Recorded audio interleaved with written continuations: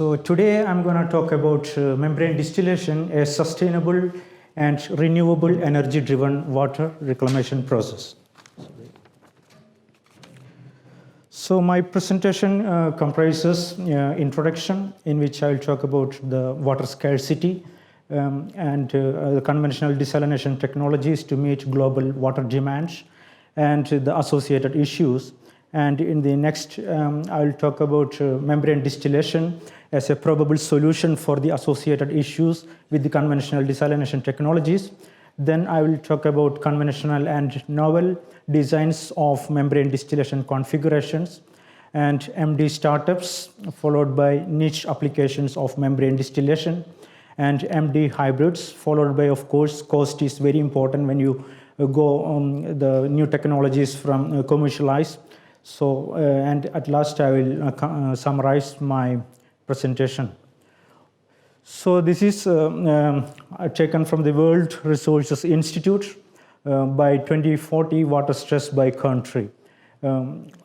Most of the cities in the globe will be extremely highly water stress or high water stress, including our region, Middle East and North Africa in particular. And this is because of the increasing gap between the water consumption rate and water withdrawal rate due to the population explosion. So we need to have, of course, desalination technology, because seawater is the main source of water, which is plenty in the globe. So there are conventional desalination technologies, thermally based desalination technology like MSF, multi-stage flash, or membrane-based desalination technology like reverse osmosis. But they are actually very mature technologies. Still, they are associated with some issues in terms of high investment cost, about $2,000 per cubic meter. And to operate MSF, we need greater than 110 degrees Celsius. And to operate reverse osmosis, just now Professor Saab said, greater than 60 bars for the seawater. So this high temperature and high pressure, this is really high energy. They are consuming a lot of energy in terms of 10 to 16 kilowatt hour per cubic meter for MSF, 3 to 4 kilowatt hour per cubic meter for reverse osmosis. And of course, they are not very much environmentally friendly too, because of the greenhouse gas emissions, carbon emission, and utilization of huge amount of chemicals for mitigating fouling and scaling issues. So that's why, because of this high energy consumption, they are taking this energy from fossil fuels. So because yesterday's talk, our plenary presenter, Excellency Minister, said our fossil fuel is depleting and it is not sustainable. So we need to find a sustainable way for desalination. We need to find low energy, low consumption desalination technology and environmental friendly desalination technology. So I would suggest or recommend a technology which is membrane distillation I'm going to talk about here. So this is a temperature driven membrane based desalination technology. So, but it is very low temperature and low pressure operation process. Low temperature means 50 to 60 degrees Celsius is more than enough to operate the membrane distillation process, so that we can find this much temperature from renewable energy sources like solar energy, geothermal energy, or any kind of waste heat sources from the power plants. These are plenty in our region. So that's why it is called a kind of renewable energy driven process. So we will be having a hydrophobic microporous membrane in this technology. All other membrane-based processes, we will be having highly hydrophilic membrane like microfiltration, nanofiltration, ultrafiltration, reverse osmosis, forward osmosis, whatever. You are using highly hydrophilic membrane. Here you have highly hydrophobic microporous membrane, and the membrane characteristics are high hydrophobicity, low wettability, high porosity, and chemically and thermally stable membrane, what we are looking for. So membrane distillation is a simple technology. Actually, we will be having highly hydrophobic microporous membrane separated by a hot feed stream and cold stream. So we will need to have a temperature difference across the membrane. As low as even 5-degree temperature difference is enough to drive water vapors from a hot side to the cold stream. So this temperature difference will make a high partial vapor pressure difference across the membrane. This is the driving force in membrane distillation technology. So this driving force will drive the water vapors through the membrane pores and condense at the cold side. This is very simple technology, but not yet fully commercialized. So a lot of researchers are working in order to commercialize this technology. As per PUB, Public Utility Board Singapore, they claim that we can operate membrane distillation process at approximately the thermodynamic limits. 1 kilowatt hour per cubic meter as provided. We have to get the renewable sources, the heat thermal energy from waste heat sources, something like that. So altogether, membrane distillation is a renewable energy driven sustainable process. So low-cost process, it is modular and scalable. It is standalone. At the same time, we can hybrid this technology with existing desalination technologies. This is another beauty of this technology. At the same time, this is this is a green, environmental friendly technology because of much less carbon emission. And we don't need to use that much chemicals because we use very low temperature and low pressure. So fouling and scaling is not that prone to this technology.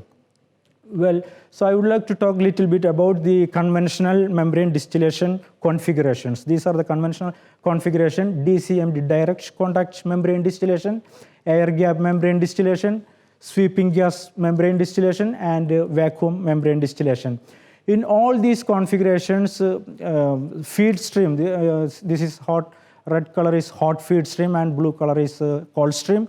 So in all configurations, membrane is in direct contact with the hot feed stream, and only in direct contact membrane distillation, cold stream is in direct contact with the membrane. In air gap membrane distillation, you will have an air gap between the membrane and the cold stream by means of a condensing surface area. And in SGMD, we are using a sweeping gas or an inert gas to sweep all the water vapors coming from the hot side through the membrane pores and condense outside the membrane.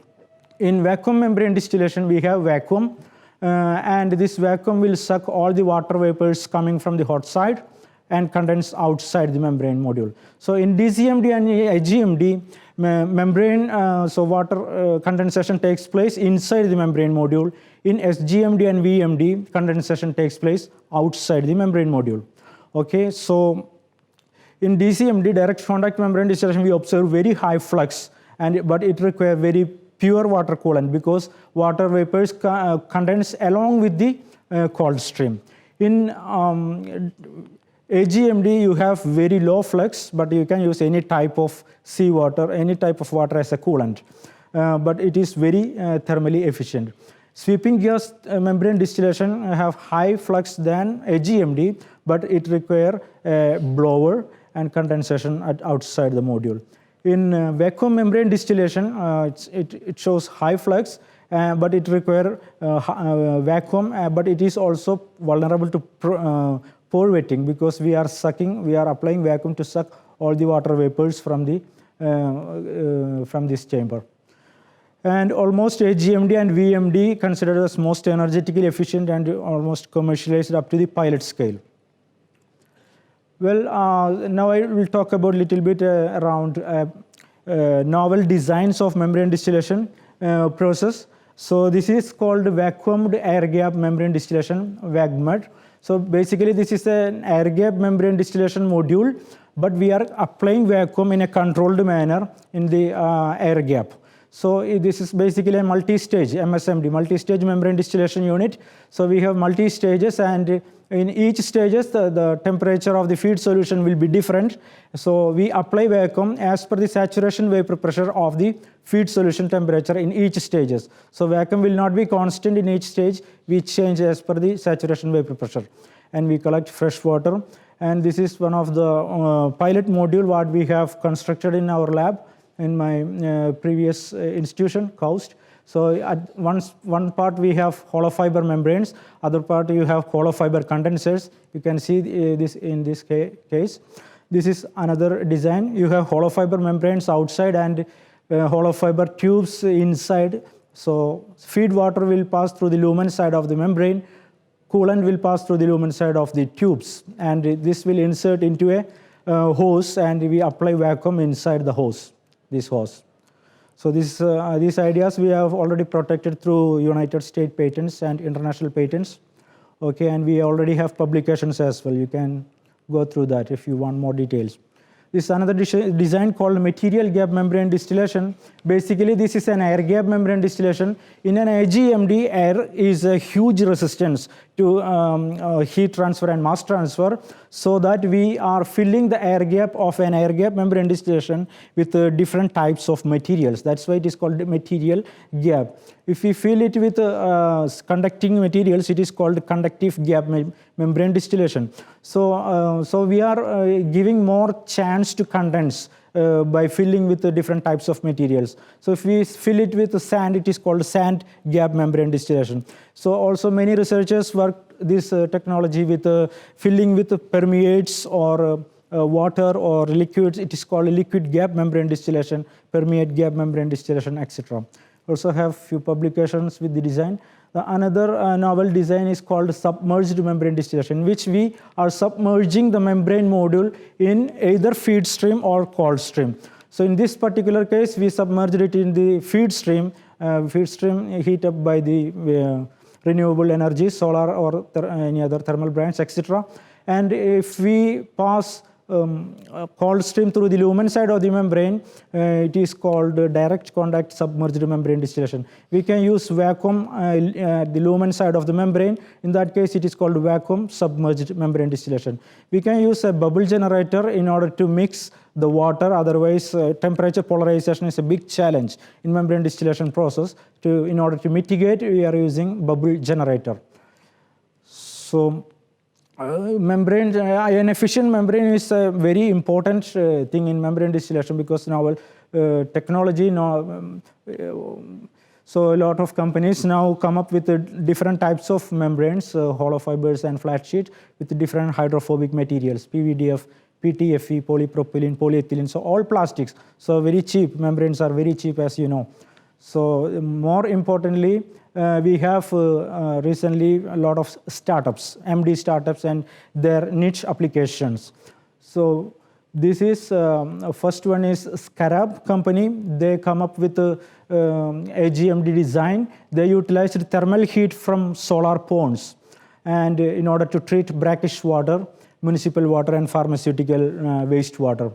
Solar Spring is another company. They used solar thermal and PV panels in order to heat up the brackish water and seawater with AGMD and PGMD design. Keppel Shakers from Singapore, they utilized steam from coal power plant with AGMD and PGMD configuration, and they treated brackish water and seawater as well in order to extract fresh water. MEMSIS is another important company. They used a special design called vacuum multi-effect membrane distillation configuration, and they also used solar thermal and PV panels in order to heat up brackish water and seawater for the process. X0 used AGMD, and they used heat from district heating network in order to treat treated wastewater. Aquaver and Abengoa water, they used both MEMSIS configuration in order to treat refinery, seawater and SWRO brine, and heat sources they have been used are refinery waste heat and heat from diesel generators. So look at different types of renewable energy sources. They have been used in order to treat different types of feed stream to extract fresh water. So still these technologies are not yet commercialized because of a couple of bottlenecks. I will talk that about later. So this is some of the pilot units from Solar Spring, MEMSIS, Scarab with different production capacities. So far, we have been gone through different types of pilot units, not yet commercialized. So the next stage will be the commercialization of this membrane distillation technology in the market. So these are the membrane distillation challenges. I will talk about a couple of challenges. Main challenge is, of course, the temperature polarization. So we are providing a specific temperature at the bulk stream, feed stream. But in reality, at the membrane surface, we will be experiencing much lower temperature than at the bulk. So we need to mitigate this temperature polarization phenomenon. This is the same case at the cold stream as well. We have specific temperature here, but we are really experiencing much higher temperature at the membrane surface. So our driving force will be much, much lower than what we are providing or what we are expecting. So researchers are employing different types of technologies to mitigate this temperature polarization. It can be application of spacers, application of air scourging, microbubble, and membrane engineering as well. So while using spacers at the membranes, nearby the membrane, so hydrodynamics of the feed stream will be different. Water feed will be mixed very well, and you can reduce this difference from this point to this point, and you can enhance the driving force. This is the same with air scourging, same with the microbubble as well. Recently, we published papers with the application of spacers and microbubbles. And also, we have fabricated engineered membranes in order to get more rough membrane. So these rough surface membranes will also enhance the water mixing. And some researchers also fabricated membranes with grooved membrane. So this will also enhance the mixing and hydrodynamics and enhance the temperature, decrease the temperature polarization and enhance the flux, water flux. Next is, of course, the fabrication of efficient membranes. As I have mentioned, the important characteristics of membrane. Still, a lot of people are working with membrane to make it much more efficient, much more in terms of hollow fibers, flat sheet, nanofibers, and their composite membranes. And of course, we need to know the niche applications of this membrane distillation process. Of course, the first application, first comes desalination. If we can integrate with low-grade waste heat and solar energy, renewable energies, this will make it sustainable with less greenhouse gas emissions. And another application can be a brine concentration, because this membrane distillation technology is not that prone to high concentration. We can even operate up to 200,000 ppm with this membrane distillation technology. So we can concentrate even brine and enhance the recovery from brine and operate up to zero liquid discharge, ZLD. And this is MDC, membrane distillation crystallization, is another opportunity of membrane distillation. A lot of people are now working with this technology, MDC, in order to recover very valuable metals from seawater or feed stream like lithium. And another application is about produced water treatment in the oil field. In our region, we are producing produced wastewater, millions of gallons of produced water per day. So we have plenty of produced wastewater with latent heat, 70 degrees Celsius or more than that. So we do not need to find special waste heat sources or renewable energy sources. It is already contained the heat. So we can use directly this produced water in the membrane module, MD module. But it has oil contamination. This would wet the membrane. So we need a pre-treatment while using this produced water in membrane distillation module. So the next application can be pharmaceuticals and semiconductor industries. They need very ultra pure water since membrane distillation expect highly water vapors and highly pure water through MD process. We can use MD product for pharmaceuticals and semiconductor industry applications. The next future of MD can be the hybridization. This is not only a standalone process, it can be hybridized with conventional desalination technologies as well as emerging technologies like FO and PRO. So it can be hybridized with RO and MD in order to do the brine concentration, MSF MD, FOMD, RO, MD, and pressure retarded osmosis. So I will talk a little bit about these hybrids in this section.